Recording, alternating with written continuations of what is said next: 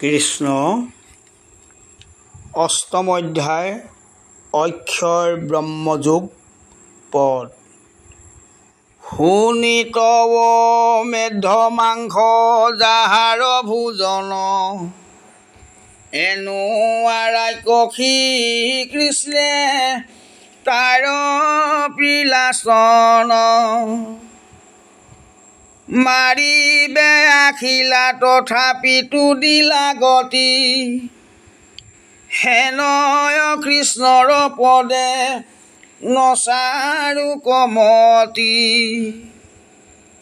কৃষ্ণে কহিলন্ত অন্তে সপ্তম অধ্যায়ত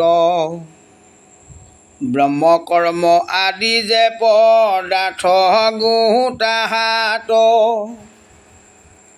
পাৰ্থে বোলে শুনি উক দৈৱ কিৰহুত কাক বুলি ব্ৰহ্মকৰ্ম কোন অধিভূত অধিদেৱ আধ্যাত্মক জানি কেন মতে অধিযজ্ঞ ভিন্ন কৰি কহিলা পূৰ্বতে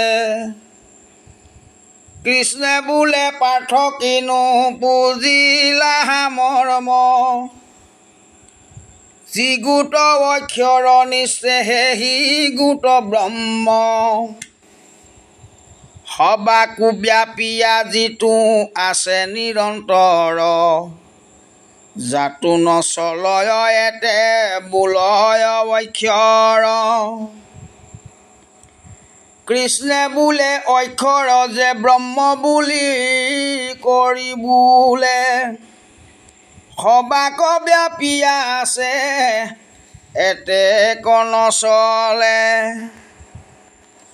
জীৱকে আত্মা বোলে জানা ধনঞ্জয় স্বভাৱতে ভোক্তাৰূপে দেহতে আশ্ৰয় দেৱক উদ্দেশী যজ্ঞ দ্ৰব্য কৰে ত্যাগ তাকে কৰ্ম বোলে জানি উক মহাভাগ একাদশ ইন্দ্ৰী মায়া মদয় অহংকাৰ পঞ্চভূত সূক্ষ্ম পঞ্চ তন্মাত্ৰ তাহাৰ এহি শেষ বিশ্বতত্তে দেহ হুয়া জুত জানিবা দেহকে বোলয় অধিভূত অধিদেৱ যাক বুলি পুৰুষ বৈৰাগ সৰ্বঠাৱে থাকে সূৰ্য মণ্ডলৰ মাজ তেহু আদি পুৰুষ সি হব দেৱতাৰ গতি সেই গোট অধিদেৱ জানা মহামতি মই অধিযজ্ঞ সবাহাৰে অন্তৰ্যামী প্ৰৱৰ্তক নিয়ামক ফলদাতাই আমি মোক অন্তৰ্যামী জানি বোলয় ঈশ্বৰ এই বুদ্ধি নিষ্ঠা ভক্তি বাহে পুৰুষৰ আচুক জানিবে নাম লৱে কবাৰ দেহ যত পাপ আছে চন্ন হুৱে তাৰ সৰ্বদা স্মৰে তাৰ কি কহিবে কথা মৃত্যু কালে স্মৰণৰ শুনিও ব্যৱস্থা প্ৰাণ প্ৰয়াণত যিটো মোৰ নামলয় মোৰ স্বৰূপক পায়া চতুৰ্ভুজ হয় আচুক মুহুৰ কথা প্ৰাণী আছে যত দেখ চিন্তয় যদি মৰণ কালত জীৱা বস্তু কস্মৰীয়া প্ৰাণ এৰে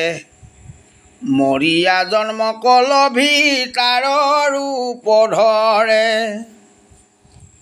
কিন্তু বাল্যকাল হন্তে স্মৰে যিটো লোক সেই সংস্কাৰে মৰণতো স্মৰে মোক পূৰ্ব জনমৰ যাৰ আশ্ৰয় বাসনা অনায়াসে মৃত্যুকালে স্মৰে সেই জনা মোৰ নাম স্মৰণে সে অভ্যাস নাহি যাৰ যদি লোক স্মৰাবয় মুখে নাখে তাৰ যদৃহ কৰি ৰাম কৃষ্ণ বোলে কৰ্ণ মূলে তাক নুশুনিয়া আই বাপ মাত্ৰ বোলে অনেক জন্মৰ তাৰ আছে পাপ ৰাখি তবধ কৰাৱাছ তু ভিত্তি ঢাকি আখি যিকালত পুৰুষৰ প্ৰাণ হুৱে হত এই ৰূপে চিন্তিবে কৰি দি কমলত জগত আধাৰময়ী ব্যাপক ঈশ্বৰ অনুটো অধিক সূক্ষ্ম মনয় গোচৰ কোটি সূৰ্য প্ৰকাশয় প্ৰকৃতিত পথ পৰ অন্তকালে ভক্তিযুক্ত হুয়া স্মৰে নৰ ঈশ্বৰ পদৰাবিন্দে প্ৰৱেশিয়া মতি মনক নিশ্চল কৰি পাৱে ব্ৰহ্মগতি হেন জানি অভ্যাসে পুৰিয়া সৰ্বদাই স্মৰণ চিন্তন মূল তৰণ উপায় স্মৰণ চিন্তন ভাগ কহে যিটো জন সেই গুৰু মূৰ টান বন্ধু চৰণ সাংখ্য স্বধৰ্মৰ লাভ এহি সে কাৰণ অন্তকালে স্মৰিয়া বুলয় নাৰায়ণ সামান্য স্মৰণ যেন কহিলৈ মত মন বৈশ্য কৰি চিতে তাৰক তত্ত্ব বেদৰ তত্ত্বক যিটো জানয় সকলে তাৰা হবে যাহাক ক্ষয় কৰি বোলে ৰাগ দেশ কাম ক্ৰোধ নিৰুদিয়া মন অক্ষৰত প্ৰৱেশিয়া খোজে যিটো জন ব্ৰহ্মচৰ্য ধৰিয়াগে গুৰু পাখিয়া উপদেশ সাধি ব্ৰহ্ম পদ পাৱে গয়া স্বৰূপে তোমাত মই কহো তাৰ বোধ দেহৰ নবোতা দ্বাৰ কৰিব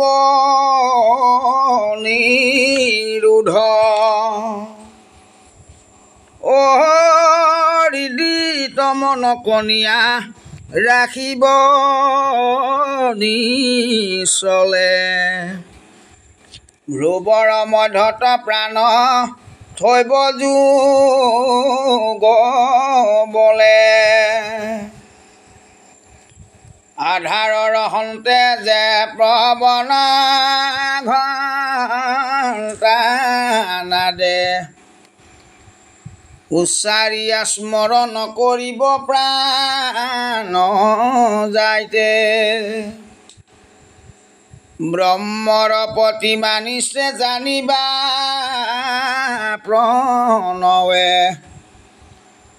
প্ৰণৱ স্মৰণে হি কাৰণে গতি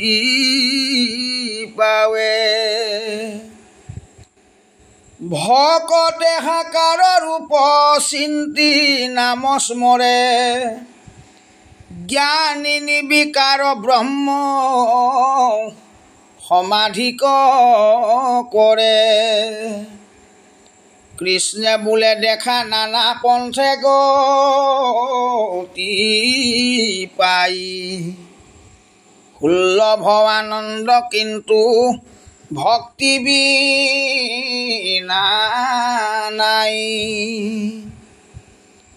সাংখ্য যে অষ্টাংগ জ্ঞান ব্ৰহ্মচৰ্য যোগে নামত বিশ্বাস ভৈল এতেকে লাগে অনন্য হৰণ হয়া স্মৰে যিটো লোক যদ্যপি অজিত মহিত ভুজি নে মোক মোৰ পদ পাই কিছু নোখোজ আৰু জন্ম মৃত্যু এৰা সিটো তৰয় সংসাৰ বেচাত কৰ্মীৰ যেন নুগুচৰতি সেই মতে হৰিপদে নচাৰ মতি কহয় গোবিন্দ মিছে শুনা হবে নৰ কালে আখি গাহে দেখা বিলম্ব কৰ সাক্ষীতে খেলিতে কতো দূৰে দেনে ধৰি এৰাই বাক ইচ্ছা যদি বোলা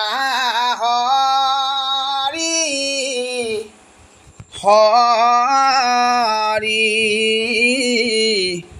কৃষ্ণ হৰি ৰাম ৰাম ৰাম ৰাম কৃষ্ণ কৃষ্ণ কৃষ্ণ